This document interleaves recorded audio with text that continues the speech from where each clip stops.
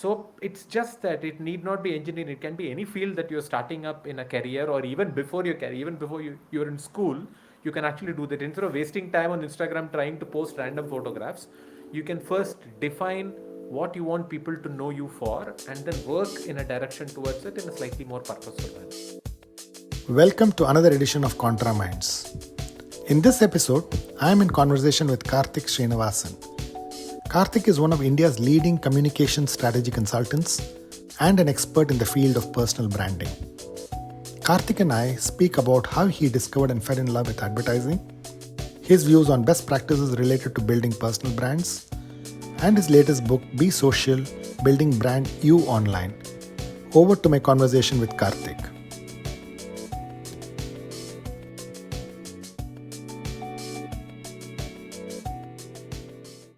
Hi Karthik, thanks a lot for joining me in this Contra Minds podcast. It's an absolute privilege to have you as a guest in my podcast today. Very, very glad to be here, Swami. Good to be here. Yeah. Karthik, when I went through your past work that you have done, the body of work that you have kind of put together, the fact that you are probably one of the pioneers in talking about personal branding in the country, and also publishing a book, Be Social, on the various aspects of personal branding. You literally walk the talk in terms of putting a personal branding framework together. Before we talk about all that, Karthik, I wanted to really start off with your early years because you are a small town boy. You are from Salem in Tamil Nadu.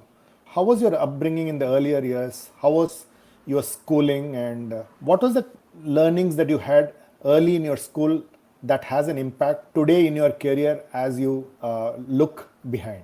Um, there's nothing that stands out in my schooling period at all. I mean, I've been I've been in schools across India because my dad was in a bank, and every 5 years there is a transfer, and that's probably a boon in hindsight because I have studied in Bhopal, I've studied in Bhubaneswar, I've studied in Coimbatore, Trichy, Salem, all over the place.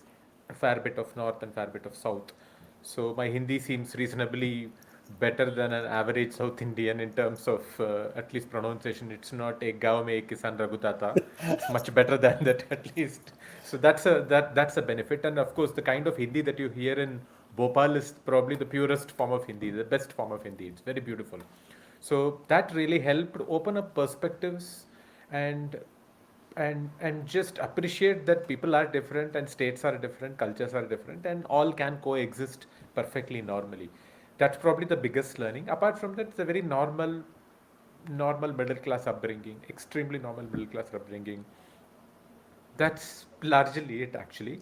Um, Apart from all those cities that I've studied, I mean, Bangalore is probably now the city that I've lived the most in. It's 20 plus years that I'm in Bangalore. This is a city that I've been most in. And this is almost like a cornucopia of all the other cities that I've lived in. It's so cosmopolitan. And that's the best part of Bangalore, I think. It's just an accumulation of all the experiences of India that I've had in one city in the past 20 years. Fantastic. So now that it's interesting that you're saying you did schooling across various states, so to speak, or cities, so to speak. When you look back and look at the schooling in India, what does it do? How does it prepare you for a career? And what do you think could have been done very differently? And if you were looking back at your schooling, what were the 4 or 5 things that you think could have been done better in the schooling system when you started? I honestly think the schooling system doesn't prepare you for a career at all. Career is something that you prepare for yourself, or your parents and peers and ecosystem pushes you once you are at the precipice of 12th plus and then college kind of stuff. It almost starts at 11 these days, 11, 12th, and then college. That's when all the kind of thinking starts coming up from a career perspective. Till then, you're just having fun at your parents' expense. That's literally it. And it's good fun, of course. I mean, everybody should have that fun. That's part of growing up. I honestly think probably starting 8th standard onwards, students need to be exposed to the kind of careers and professions that exist. that is probably happening now in schools. Some of the more progressive schools are calling professionals from various kind of fields and asking them to talk to kids, because the kids may not naturally gravitate towards career options in 8 and 9, but it's absolutely essential that they put the thought into their head so that they can start reading up more, at least not preparing themselves academically, but at least reading up more, saying, if I want to be a DJ in standard 8, that you make up your mind, what are the things that I need to know beyond just interest in music? I need to have some kind of scientific backing also. I mean, to actually get music at a creative level is one thing, but to get music at a technical level in terms of the kind of tools that you need to use is totally another thing. And if you do botany and then you want to be a DJ, of course you can be one, but it will be easier for you to prepare if you know the technical things also, besides the interest part of it, the creativity part of it. So it's good to actually expose children to that kind of perspectives early on, at least starting 7 8 kind of stuff. That would really help. And I know for sure that it's happening, because my son's school, I mean my son's earlier school did that, and they called me to speak about marketing and advertising. So actually it's happening, so it's a good thing that's happening. It should happen more often actually. Where did your interest in marketing get triggered? You went to a B school after your commerce undergrad degree, and how was the learning in the B school, and did it trigger your career path as we speak today? Is that something that you discovered there? Is that something that you saw as a path that you could take in your career? Actually, no, because in hindsight, when I think about it, in fact, I had a conversation about this on LinkedIn also. In hindsight, when I think about it, I used to be a huge fan of an advertising and marketing magazine called A&M, Yeah, which used to come in the 90s in India. correct, I correct. used to be obsessed with that magazine. It's a fantastic magazine. I mean, I don't think there is any magazine like this in India even now. It was fantastic at the time. I totally And agree.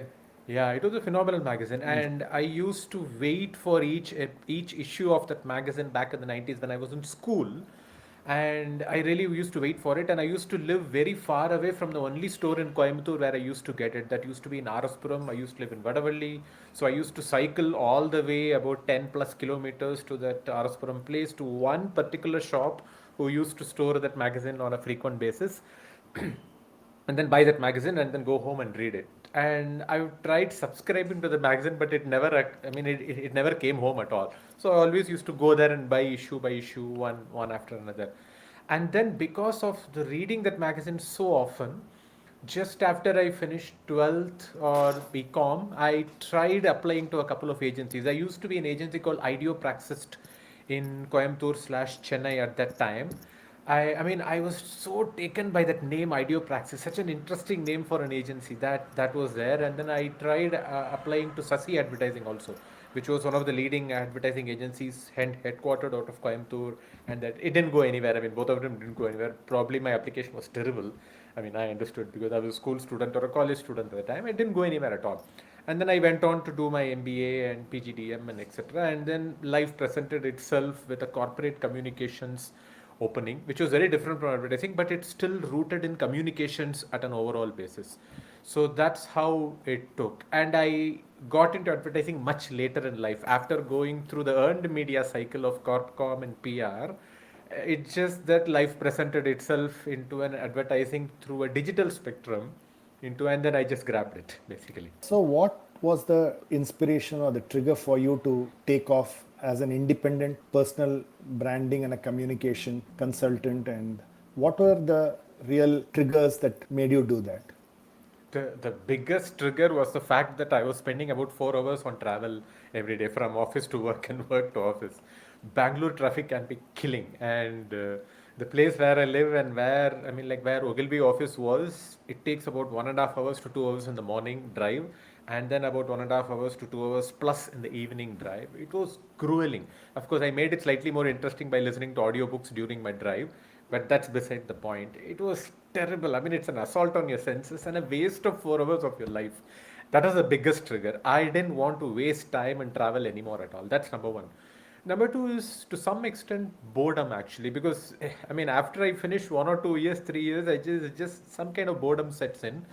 Apart from boredom, I mean that boredom is also triggered by by um, by a forced group think that a full-time employment accords you once you are completed about 10 to 15 years. Because if you're completed 10 to 15 years in a career, you are no longer seen or wanted as an independent thinker or a professional. You are automatically forced, at least in India, to be a managing person. You need to manage people, you need to have people under you. The more people under you, the more successful you are in life. And your individual thoughts don't matter as much as you can make other people think, and everybody thinks together and brings up a groundswell of knowledge up in the air. It's okay, yeah, I can think with people, but I love thinking on my own. I want the time to think on my own and then articulate my thoughts. That's something that I really value myself in.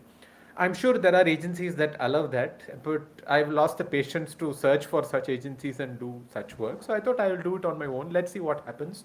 And this was also an opportunity for me to test the personal branding of my own brand that I have done for the past decade to see whether it works or not. So far, it's been working well, touch wood. So that's also a trigger basically. So, how has it been working for somebody else and working for yourself? So, what are the differences that you see? The biggest difference is time. I don't have to work for a city's whims and times, because when I work for somebody else, you need to be present at some point and you need to be physically and mentally present for their sake at some point, and then work with others. I mean, working with others is fine, but you can't force yourself to do that on an everyday basis. You don't have much freedom to move away from it. Of course, these days, because of the pandemic, the whole freedom has opened up completely.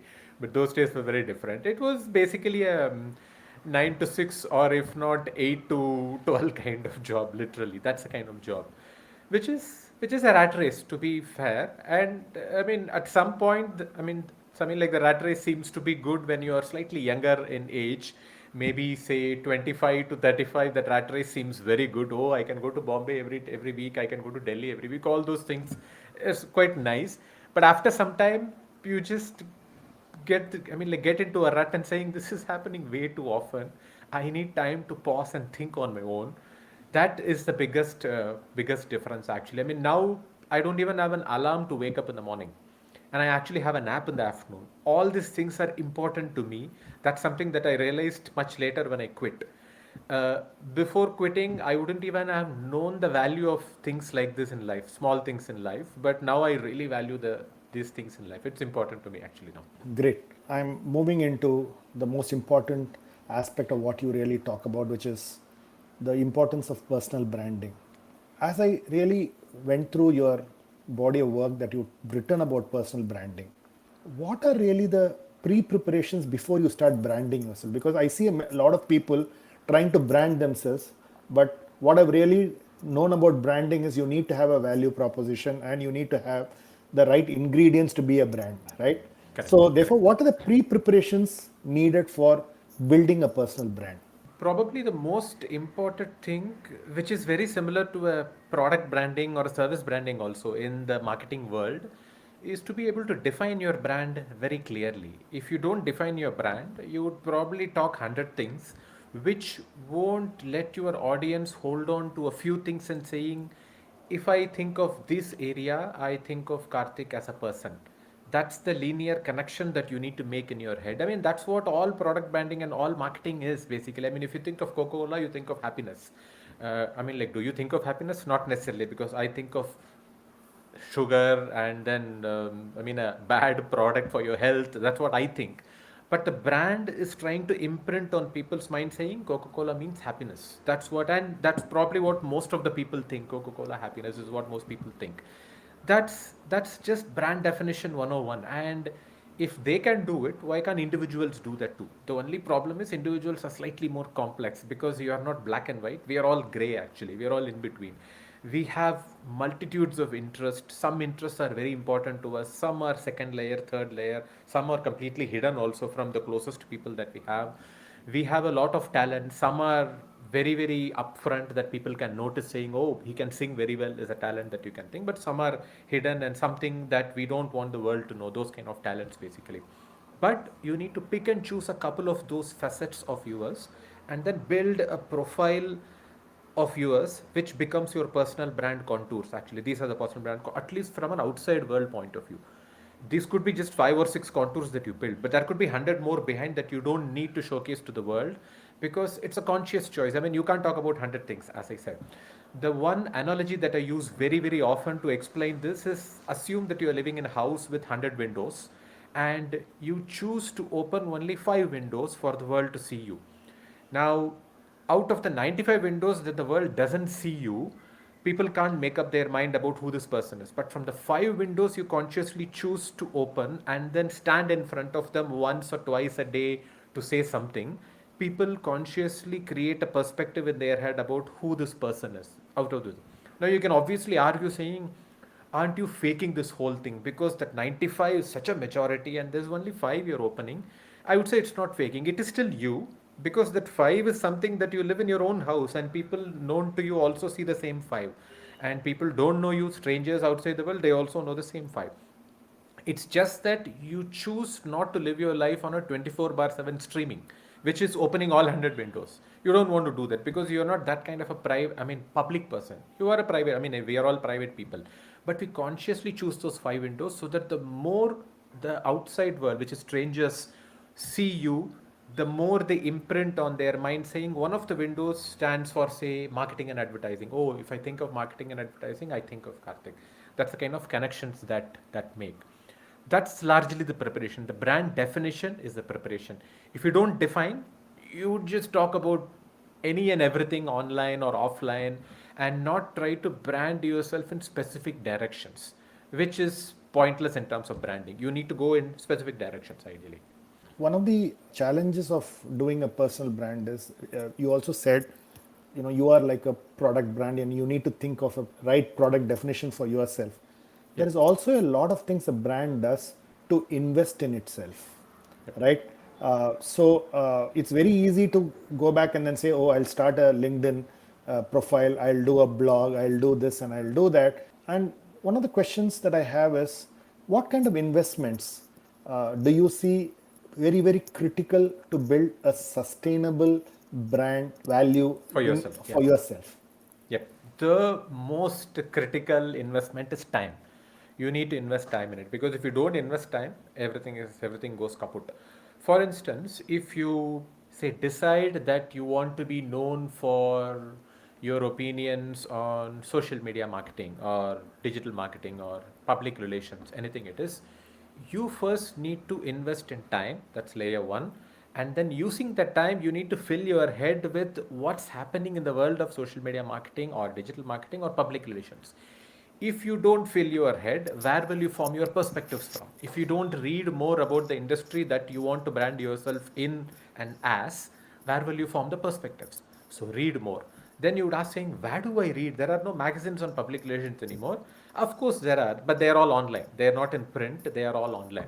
You need to build a pipeline of content so that it comes to you every day like email, so that you are up to date on what's happening in your industry. Now you say, how can I build a pipeline? There are tools completely freely available online. There are feeds that are from RSS feeds that you can build. There are email subscriptions you can build. You can follow people on social media who talk more about these topics. But you need to build this pipeline. The problem is, if you don't build the pipeline, you would start a Google blank page saying, what do I read today about public relations? And then internet is a bottomless pit hole actually, and you will just waste your time in all over the place. If you build a pipeline, your time that you're spending and investing becomes more purposeful. You don't waste time all over the place. You have about 20 to 30 sources where you gather information from on the topics that you have branded yourself for or defined yourself for, and spend the time purposefully assimilating what's happening in the industry that you want to be known for as an expert or as a practitioner or a professional. The more you read, automatically your mind will start making connections. Okay, this is happening, that's happening. The follow up to this is the time that you invest in articulation, not just in your head, but articulate your thoughts. Think more about what's happening in the industry. Are there any anomalies that you can find? Are there any connections that you can find between two seemingly disparate things? Or are there anything that you can find something absolutely new that people would have missed? And then talk about those things. That's literally the kind of investment and effort that you need to do. If you miss even one of the steps, that is the time investment or the reading and content consumption, purposeful content consumption investment, or the articulation investment, the personal branding cycle will actually break in between. All three are important: the time, consumption, articulation. All three are important at the same time.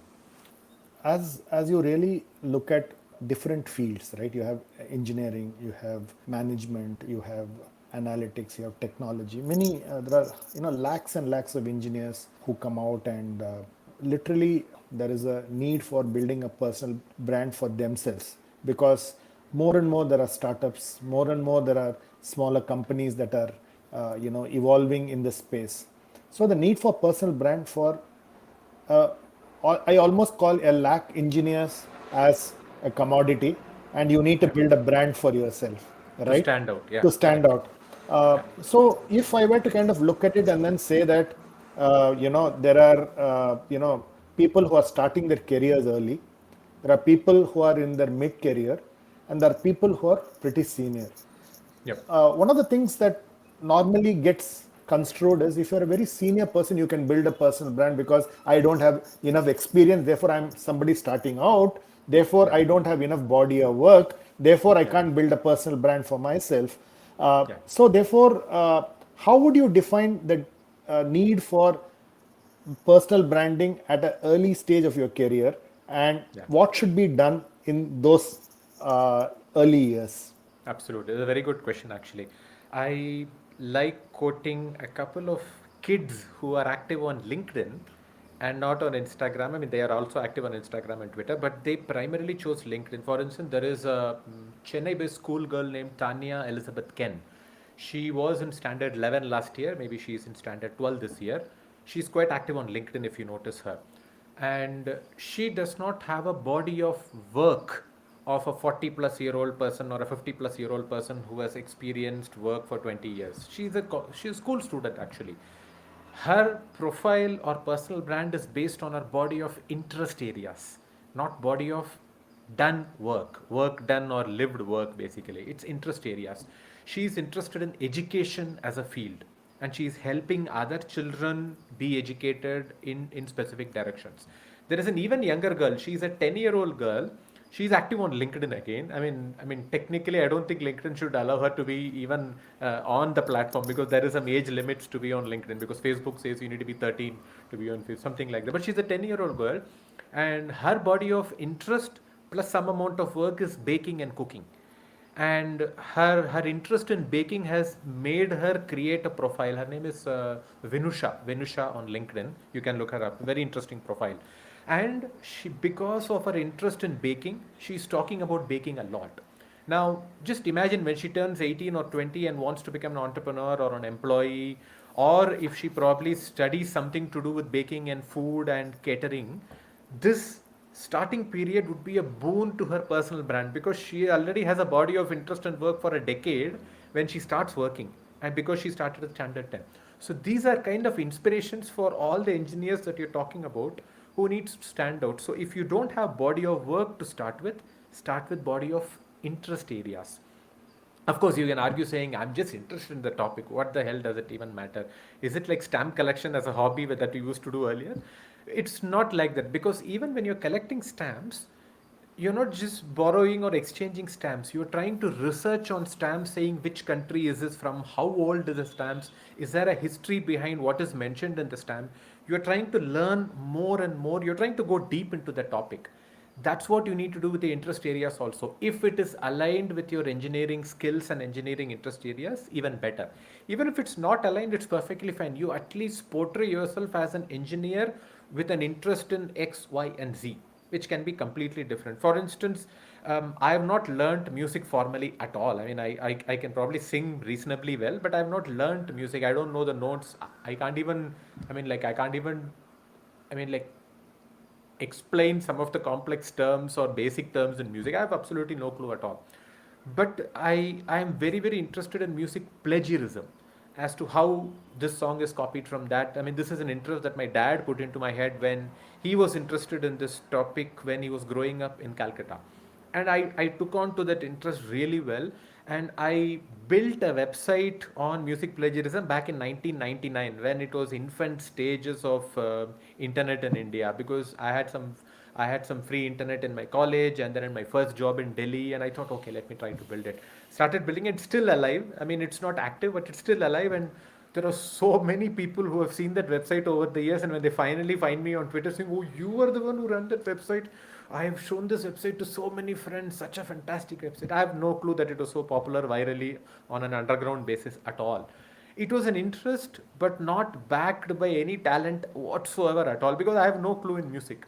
But it was an interest that kept me going, saying I need to do. It's almost like stamp collection. The only difference is, instead of a stamp collection book which resides inside my shelf, it was a public facing interest that I both built along with people and with myself. Actually, I mean, it's a way to learn together with the public, because people used to send me links saying, listen to this song and listen to this, they seem similar, and then I used to research saying what is the original, how old it is, what is the copied one, how old it is, and I learned from people, and I also used to credit people saying who sent me this link. Thanks to them, I was able to search more. So it's just that it need not be engineering. It can be any field that you're starting up in a career, or even before your career, even before you're in school, you can actually do that. Instead of wasting time on Instagram trying to post random photographs, you can first define what you want people to know you for, and then work in a direction towards it in a slightly more purposeful manner. How does it change when you are probably 5 years or 10 years into a career? Because I would call it's the forming stage of your career, and Yep. it's very, very critical, because it's very easy to get promoted, to get some designations in the first 10 years, and it's a huge climb for the next 10 years or the Next next onwards. 20 Yeah. years, right? So Yeah. I call every 10 years a very important stage to scale the next peak. So if you are Yeah. in the mid stage of your career, if you want to build a personal brand, what do you think would be the difference, and what should be done in those stages, and what would be the tenets that you would change your gear on? So when you're starting out, if you start with areas of interest and not areas of body of work because you don't have any, it's perfectly fine for starting out. But when you've done about 5 to 10 years, you probably need to add a couple of personal branding tenets which are not personal anymore, but more professional. Have you done anything of reasonable interest to the outside world within your body of work that you can add to the definitions that you have? Because when you're starting out, your definitions may be three or four, but they're all personal interest based, saying I'm interested in traveling, I'm interested in photography, I'm interested in gardening. Those are the things. They don't need to have a bearing on your work, because you're just starting out. You're just learning the ropes about how to start getting work and whatever it is. And the work need not be about music, photography, or gardening at all. It could be a 9 to 5 job, it could be a bank job, it could be an engineering job, it could be anything. But you're just showcasing your interest apart from work. But once you've started working, add a couple of more tenets or contours about your work also, and add it to that. So from three, it becomes five or six. So part professional, part personal. And then talk more about both. But I would say, as you have gained more work experience, tone down the personal part of it, the hobbies part of it, and tone up the professional part of it. The more of that actually. Because I talk much less about my hobbies these days. It's more work related. But if I didn't have work, or if I'm in the early stage of careers, I would talk more about my hobbies. That's how I would try to blend it. But once you get more experience, start talking more about the areas of work that you operate in. Even if you have not done anything outstanding or won awards, it's perfectly fine. Showcase relentless interest and passion for the kind of work that you're doing by simply spending more time reading more about that work. Exactly, because it's all available. Because back in the A&M days, there was only one magazine read about advertising. Now there are hundreds and thousands of websites all around the world, and the whole world is open to you through internet. It's all free. And if you're not using that resource to first fill your brain with that information and then assimilating it and forming newer thoughts, then we are just wasting the internet completely. It's all there. You just need to utilize it in some direction or other. Then when you move to the next, the 20-25 years, and you really are at a stage where really the value of a senior management or a senior professional becomes very critical, personal branding is important. And how would you then change the gears at that stage vis-a-vis your mid-year career aspirations or plans? To be entirely honest, some of the personal branding workshops that I do for corporates, When they are initiated by the HR team, as again the learning and development team in large organization, when the HR team, some of the HR people have told me in confidence, saying they want to do it for this set of employees. They're all senior employees, about 45 plus in terms of age or 50 plus in terms of age, spent about 15 to 20 years in the same organization, and they honestly tell me that they would be let go very soon because of age and CTC pay brackets. I mean, the organization wants to hire younger people. I mean, this is just ageism at work. Is it bad? Is it good? It's just a way of life, unfortunately, which we need to deal with. So they say that the reason why we are initiating this personal branding workshop is when they are let go after, say, 3 years or 5 years. This would at least help them start something on their own. If they want to go independent as a consultant or a freelancer, they would have done a body of personal branding impact so that people know that this is what they offer as an individual.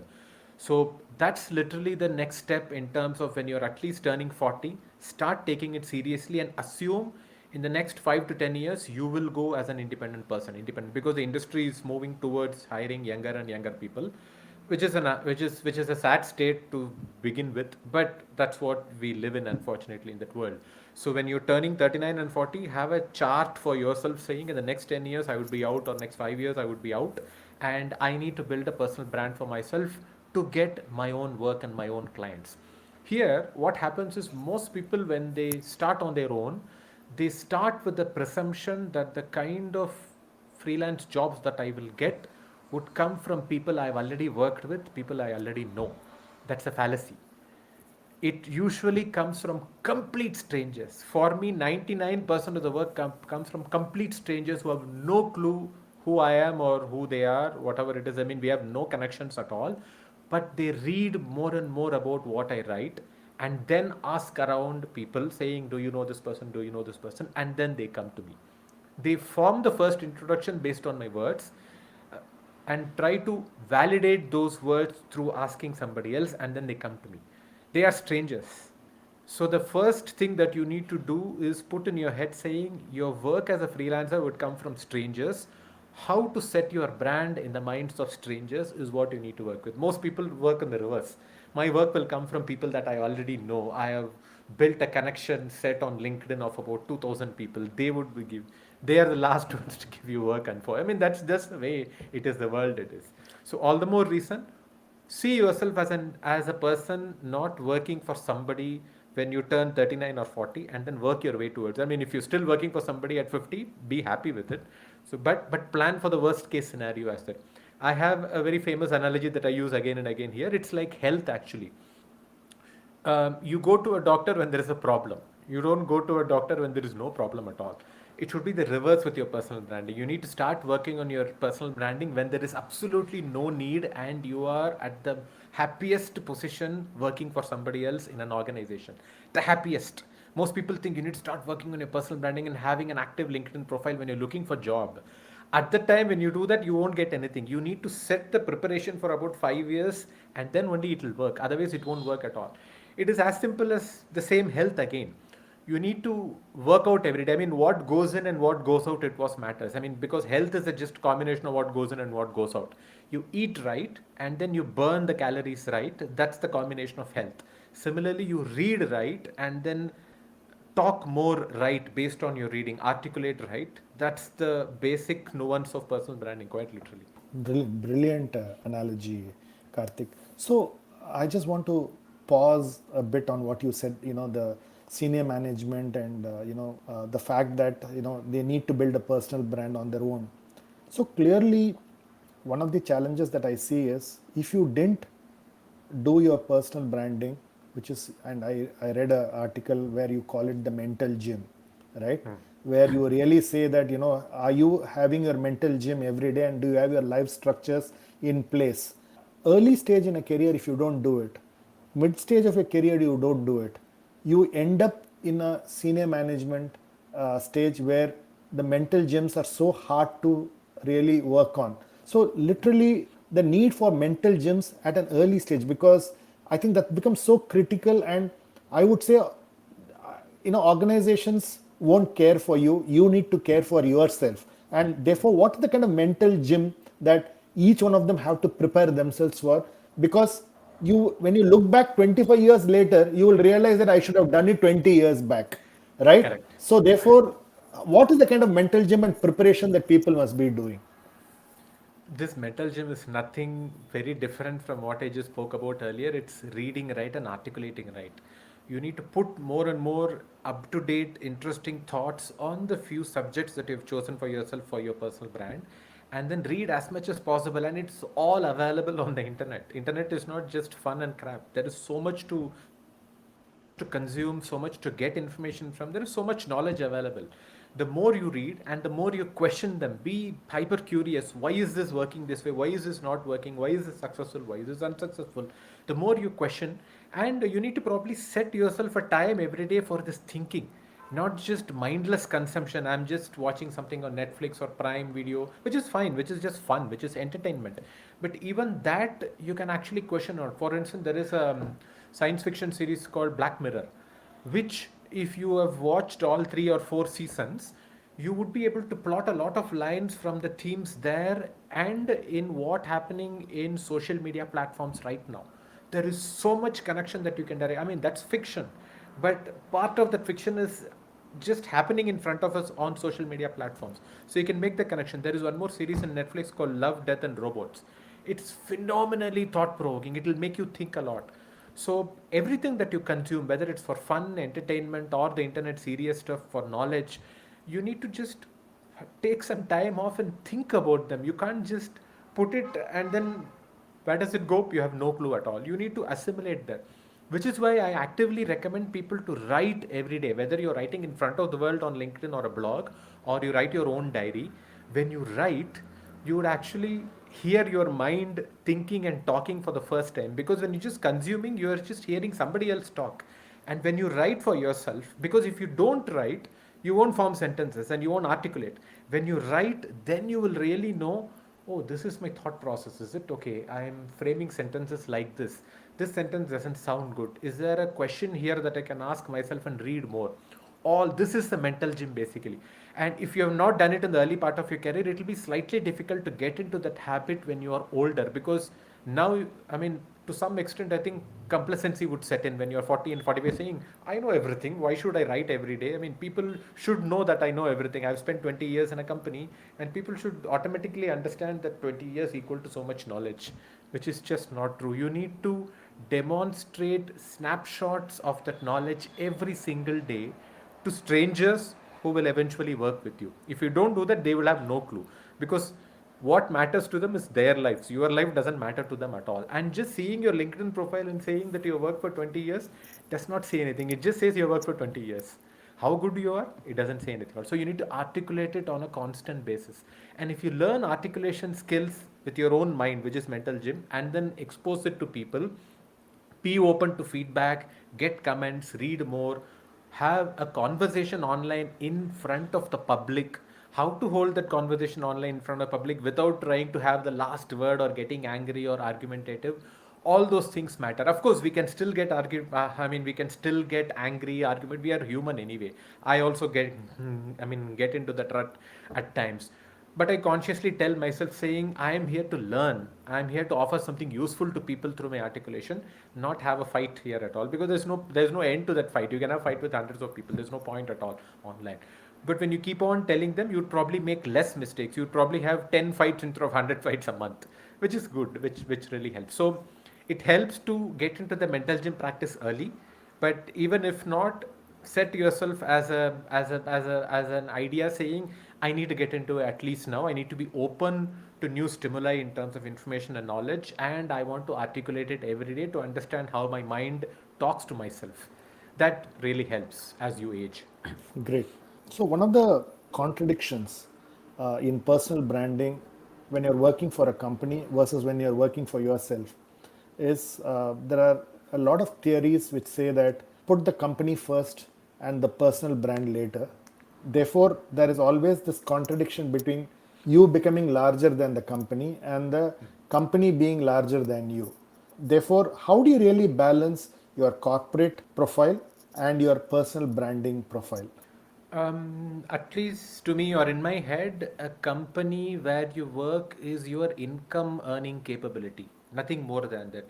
I mean, I'm sure if you speak to HR person, it would say lifelong loyalty. You part own that company. It's a snapshot of your life. I mean, like Jigar ka tukda and all that stuff, which is okay, which is their perspective, perfectly fine. But I really don't believe in that at all. Companies may come and go. You would be there, your family would be there with you, your peers will be there with you, your friends will be there with you. That's the truth of life anyway. So I would put the self more than the company any day, which doesn't mean that you being disloyal to the company or unfair to the company. You can be completely fair to the company and you can work to the, but company is an outside entity. No matter how much perks they offer you, they are an employer. That's about it. They are not family. They are not family. I mean, people within the company could become part of your family or your peer set or extended social circle. But the company is a brand. You work for that company for a period of time in your life, which is say about 70 to 80 years, and then you move on to another company. So there is no need of overtly sentimental feelings towards one organization or company. I mean, if you want to have those feelings, which is perfectly fine. I don't believe in having those kind of sentiments at all.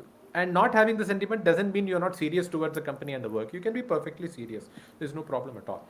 So that's the starting point. If you start with that as a starting premise, I would put the self more important, because when you talk more about the company, you would end up sounding like a brand brochure, which is not wrong either. It's just that from the public's perception of your perspective, they would think, huh, Karthik, he always talks about the company that he works in. He seems to be an extension of the company, which is a brand that you're ending up building. And the fact is, I'm not saying this is wrong either. It's just one more way to build your personal brand. For instance, one of the best examples of this is Manu Kumar Jain, who heads Xiaomi India. If you notice anything and everything he shares across LinkedIn, Instagram, Twitter, Facebook, no matter what the platform is, it's always about Xiaomi, Xiaomi, Xiaomi, nothing else. He lives and breathes Xiaomi. Even when he's sharing a holiday photograph from Goa, I mean, I would be thinking I'm seeing a photograph of family and a dog in a beach, and then he says, I took this photo with Xiaomi's this phone. So I'm wondering, is he selling that phone or is he sharing a photograph? But that's his brand, that's his chosen brand. In his head, Xiaomi is not somebody else. Xiaomi is him. Xiaomi is part of his family because he started Xiaomi in India. He extended the brand in India and he's been phenomenally successful in growing the brand in India. So in his head, Xiaomi is him. He is Xiaomi. Xiaomi is part of his family. I mean, his wife, kids, dog, and there is Xiaomi. That's the extension that you are. So it works very well for him as a personal brand, as his corporate. I mean, because he doesn't see a difference between a corporate brand and a personal brand at all. It's all amalgamated into one. But for others, it could be different. If you're employed in a company, you could choose saying, I would probably spend about 10 to 20% of my content reading to do with my company, and I would spend 80% about the kind of work I am doing. For instance, it could be an engineering company, but you are in the marketing team of an engineering company. So you read more about marketing and B2B marketing, or how to market engineering brands, engineering companies. You read more about it instead of hardcore engineering or the company's area itself. That's 20%. Rest, you read about your area of expertise or interest ideally. So I was reading in one of the psychology journals. In one of the psychology journals, what they were saying is there is a very strong correlation between career aspiration that a person shows to the kind of personal branding imprints that they leave. Okay, so do you think there is a strong correlation? Have you seen such correlations in people with a very strong career aspiration? There are some people who just want to do a day job and then they are doing something else, versus there are people who have a very strong career aspiration and they want to build a personal brand on their own, which has a very strong correlation and is a very strong indicator for hiring actually. Okay, because then I know the person is driven, the person wants to be the best in what he does or she does, and therefore I know the need for personal brand is so critical to that person. And as I was reading the for the research that I was doing for you, I saw this interesting article around the correlation between career aspiration versus personal branding. Do you think it is very interesting study, and do you believe, are you seeing it with people around when you do workshops, you do it with companies, you talk to people, do you see a lot of such correlations?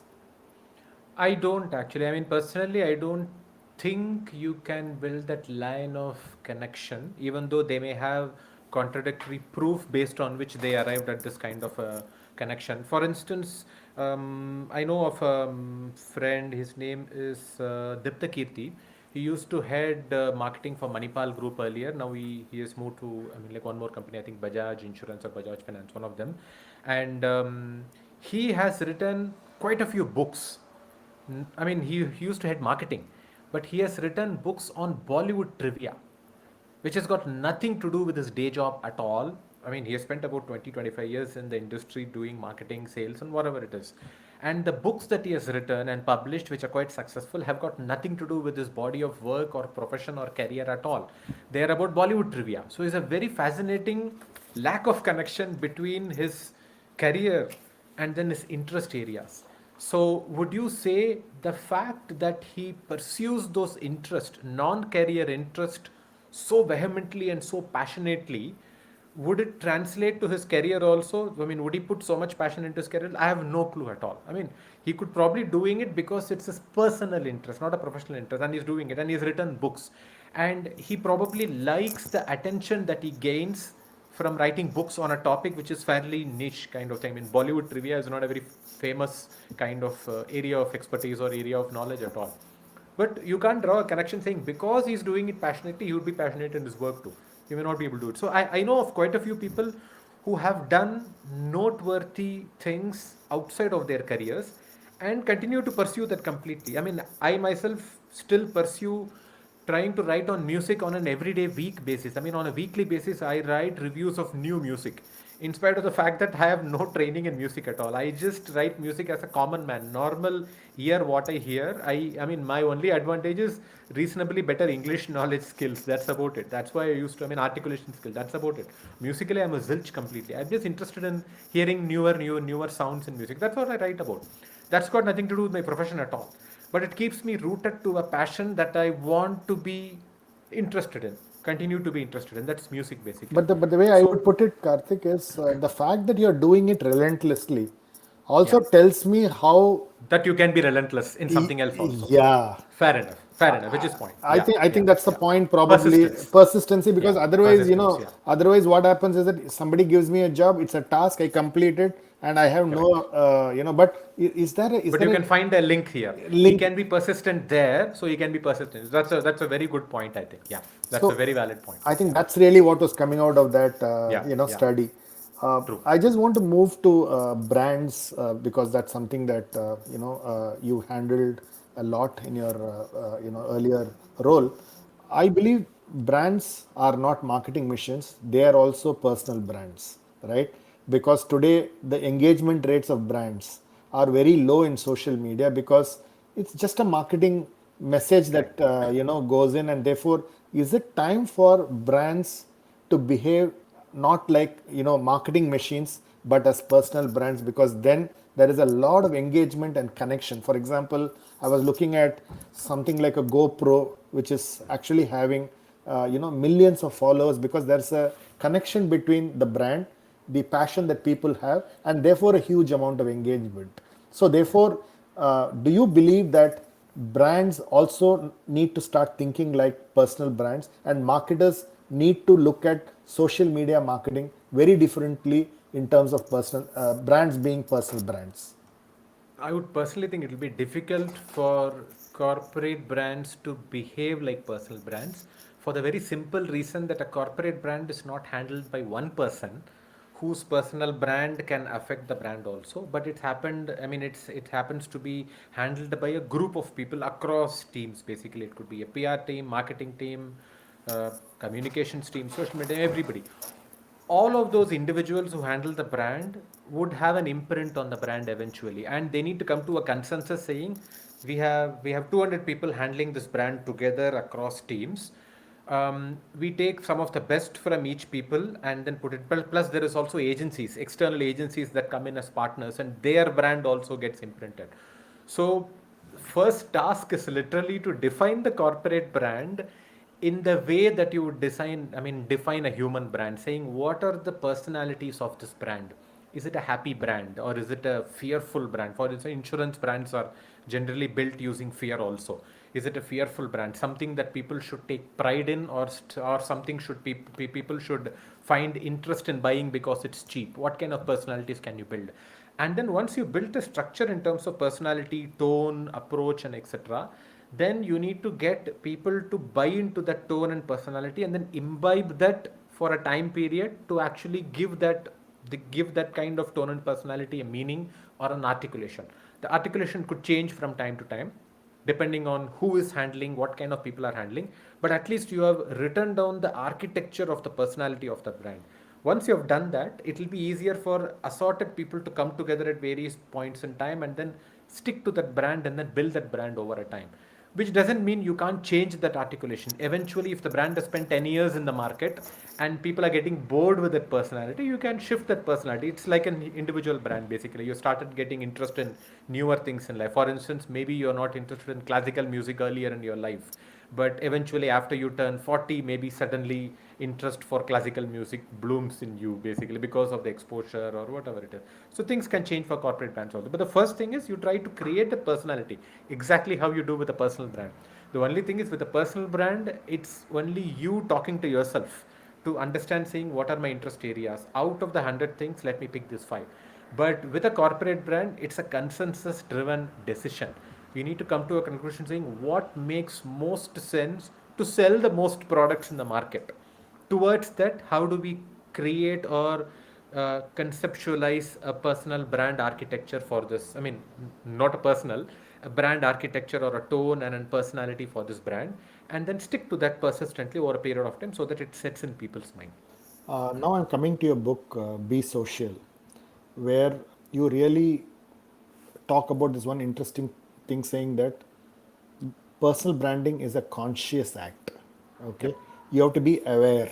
How do you build that awareness? Because it's a very difficult thing, right? Because you get up in the morning, you go to office, you do many things, just almost like a machine, if I were to call it. So how do you build the awareness triggers in you, as you've written in that book? I thought that was a very interesting chapter that I read. So therefore, how do you build the awareness? So I would say this: the starting point is using actively the kind of social media channels that we have. It's a very very important tool, and I would probably explain how that works also. Just assume we don't have any social media channels at all. There is no Facebook, there is no Twitter, there is no Instagram, there is nothing. There is no WhatsApp. There is nothing at all. I mean, even though WhatsApp is a social networking channel, not a social media channel, but assume there is no other channels. Who would you talk to on a day-to-day basis? You would talk to your family, your kids, wife, parents. You would talk to them on a day-to-day basis. You would speak to your colleagues and peers at work, and you would talk to your friends and social circle in the evening when you're playing or walking or jogging, whatever it is. That's the circle that you would speak to. All these people know you, and you know those people to some extent. You don't have the opportunity to speak to strangers at all if you didn't have social media at all. You would speak only to people you know, they know you know you, I mean, you know them to some extent. Of course, your family knows you probably 100%, your colleagues know you say about 50%, your social circle probably knows about 40 to 70%. That's about it. But they are all people known to you, they are all people you know reasonably well. There is zero opportunity to speak to strangers and bounce off ideas as to seeing how is public perceiving this kind of information from my head or my perspectives. That's exactly what social media offers you. The power and the fact that you can talk to complete strangers anywhere in the world, even if there are 5 strangers or 100 strangers or 1 million strangers, that doesn't matter.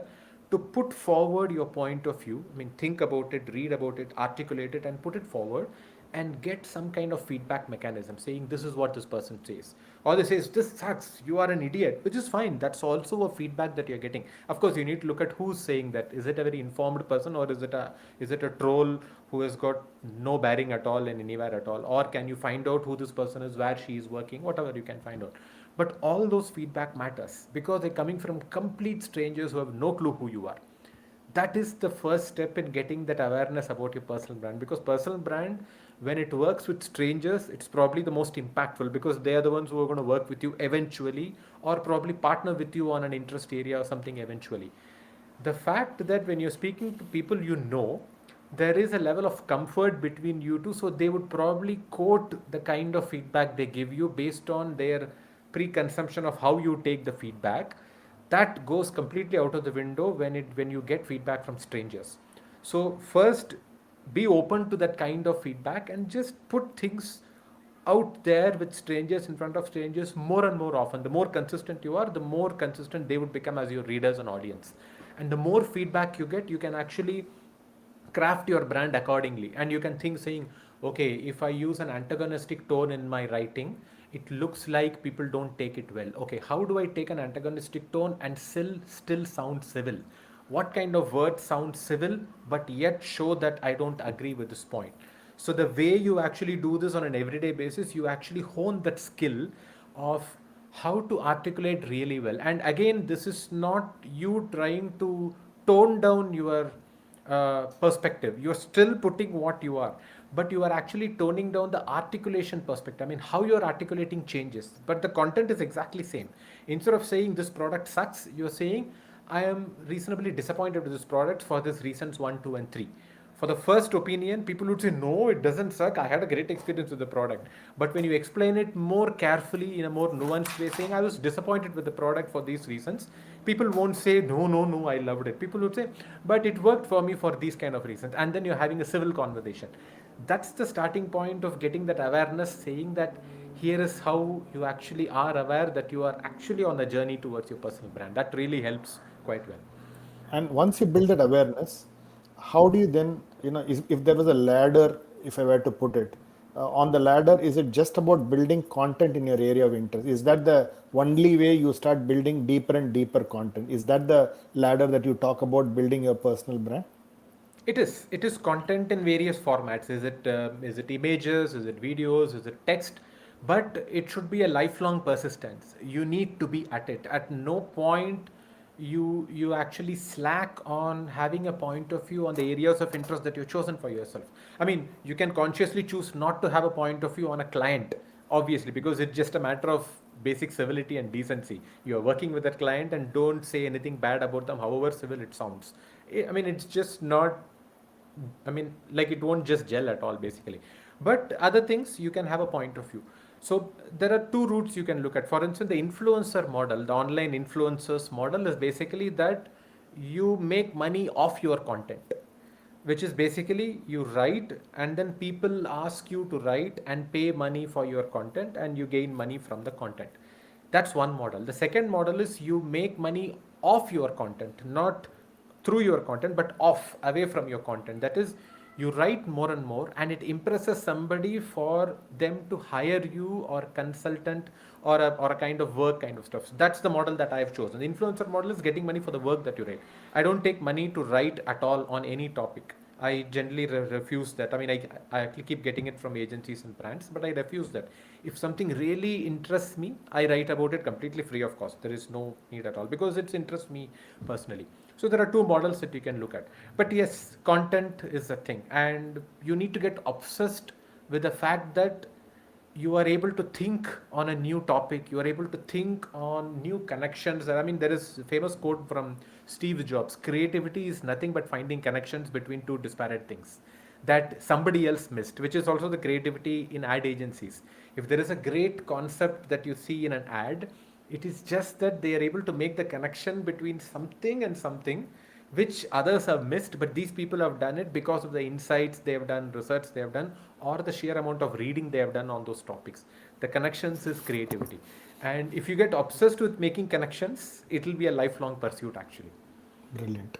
Couple of general questions. Tell me some of the books that have inspired you.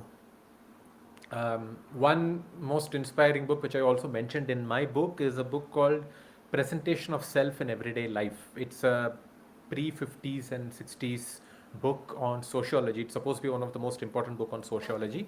Um, it's a very interesting, I mean, it's a very dry book because it's almost like an academic sociology book, but it's a very interesting premise. And the premise is explained literally in the first chapter. It says, when a person goes to an interview, the person sits in front of the interview panel. The panel has about 10 people. Even before this person opens his mouth or opens her mouth, that panel forms opinion about this person based on so many things. The body language, is it stooping, is the shoulders right, are they well presented, are the shoes shining, how the dress, whatever it is. Same with the person, he would form opinion about every one of the panel in the interview based on how they look, how they talk to each other, how they talk to the person, how they greet this person. So much happens even without opening the mouth even for a second. The same thing happens with us on social media.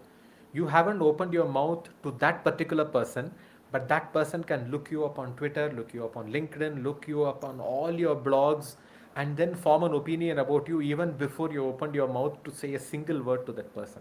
So that's a hugely powerful thing that you are wielding.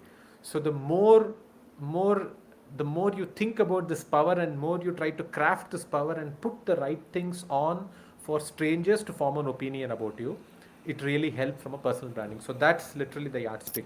A second book is something again I have spoken about a lot. This is by author Scott Adams, who created the Dilbert character. I am not a fan of Dilbert anymore. I mean, it used to be interesting at one point. Now I've lost interest in it. But he wrote a non-Dilbert book. I mean, he's written a couple of non-Dilbert books at all. This is almost like a life perspective kind of book that he wrote. It's called how to how to how to win in life, and I forgot the exact name. It's a very long name. How to lose in life and still win big in life, or how to lose in life and still win big in life, whatever it is. That's the kind of thing. It's a fascinating book about some life hacks that he has done for himself, which work wonderfully for a very interesting thinker of his sort, because he actually speaks about how did he conceive Dilbert, on which point in time when he conceived Dilbert and why, and how successful it went, and those things he speaks about. And there are many life hacks that he talks about which are fascinating, and you can apply them to your own life. These two are some of the most inspirational books for me actually. Fantastic. So here is my final question, Karthik. If you were to give an advice to your 10-year-old self today, what are the three pieces of advice that you would give to yourself? Not three, just one actually. That should be more than adequate. And this is something that I have learned from my dad, and probably I've imbibed it more. I mean, something like more subconsciously also. We generally tend to define success in terms that the world defines it in, saying you have X amount in your bank balance, or you have this kind of a car, you have these kind of awards in your work, kind of stuff. But actually it's an endless pursuit. It's like a rat race. I mean, there is no end to that success at all. You can keep on going, because my dad was in a bank job and he consciously didn't take a couple of promotions so that he can stay close to the family. For him, that was his priority. Being close to the family for the whole of life is a priority than going around the world and taking promotions and working away from the family, working in Bombay and Delhi, whatever it is, away from the smaller cities that he enjoyed life in. That's his priority. And I probably learned it slightly later in life, maybe 30, 35 plus, after having traveled all over the place and worked. I mean, I used to travel to Delhi every single week from Bangalore. It used to be killing. But I mean, I've enjoyed it at one point, but after a point, I think this is not working at all. I should not be doing this. So, that success you define, it's not just how the world defines success at all. I mean, for instance, there is no middle point in life that people talk about at all.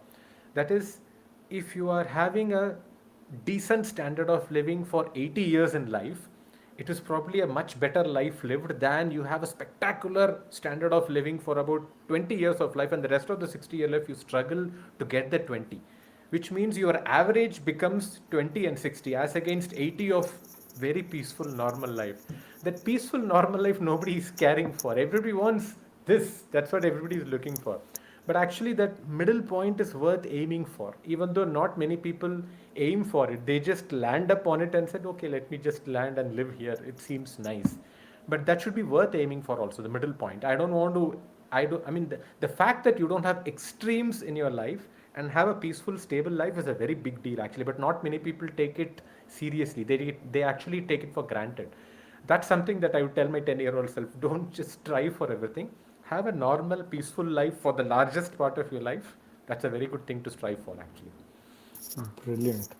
I've never heard such an advice, but I keep asking this question. This is a very interesting perspective, Karthik.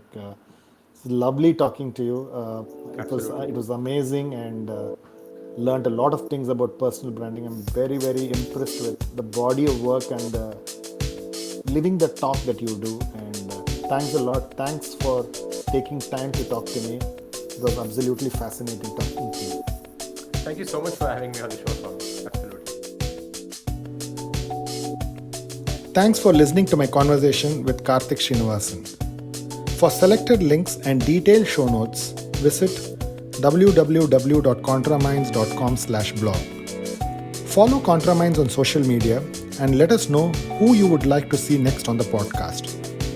If you are listening to ContraMinds on Apple Podcasts, do share your comments and give us a rating. We are keen to know what you are thinking. ContraMinds is also on YouTube. If you are listening to the podcast on YouTube, hit the subscribe button and stay up to date on all our releases. Thank you for listening and stay safe.